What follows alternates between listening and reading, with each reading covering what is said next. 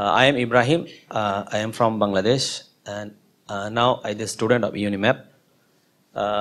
Nowadays, non-Muslim scientists, non-Muslim scholars, even non-Muslim educated people knows the truth that there is a significant relationship between modern science and Quran. But my question is, they accept science but not accept Quran and Islam. Why? But that's the question that the people now know the relationship between Quran and science. They accept science, why they don't accept Quran? I don't think so. Everyone knows. Many know. Not every scientist knows about the relationship of Quran and science. Many know. Out of those who know, some of them, they are guided to the truth. And they accept Islam, like the names I took. I told you Prophet Taqaddasa Kashani accepted Islam. And there are hundreds of scientists who accepted Islam.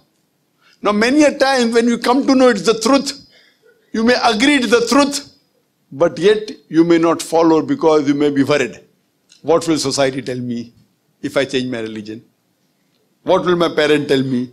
What will my wife tell me? So the societal pressure prevents him from accepting the truth. So once you know it's the truth, you have to accept it. But everyone doesn't accept the truth. So this is a test. After hearing the lecture, if a person is a non-Muslim and if he is a student of science, he has to do research. What kind of book is this? Talking about astronomy, talking about motorcycle, talking about geology, about zoology, about biology, about botany, about embryology, about fingerprinting method. You can go on and on. So, a person who is really a seeker of truth and a truthful person, he will be guided to truth. But many people aren't bothered. Okay, now if I accept Islam, then I'll have to stop drinking alcohol. Who wants to accept Islam? If I accept Islam, then I cannot flirt. I cannot do zina, I cannot do adultery. If I accept Islam, I'll have to pray 5 times a day. So these things may stop them from accepting the truth. But our job as Muslim is to convey the message to non-Muslim. Whether they accept or not, it is the hands of Allah. We as Muslims have to convey the message. If they accept, alhamdulillah, don't accept, no problem. We can't force anyone. But at least on the day of judgment, we can give shahadat on the day of judgment. I told my friend. Therefore, on the day of judgment, no non-Muslim will ever complain to Allah that, why am I non-Muslim? They will only say, give us one more chance. Allah says it's too late. So this world is a test for the hereafter. This world is a test for the hereafter. Once you know the truth, you have to accept it. I tell anyone, if anyone proves to me a religion better than Islam, I will convert today. Kafir.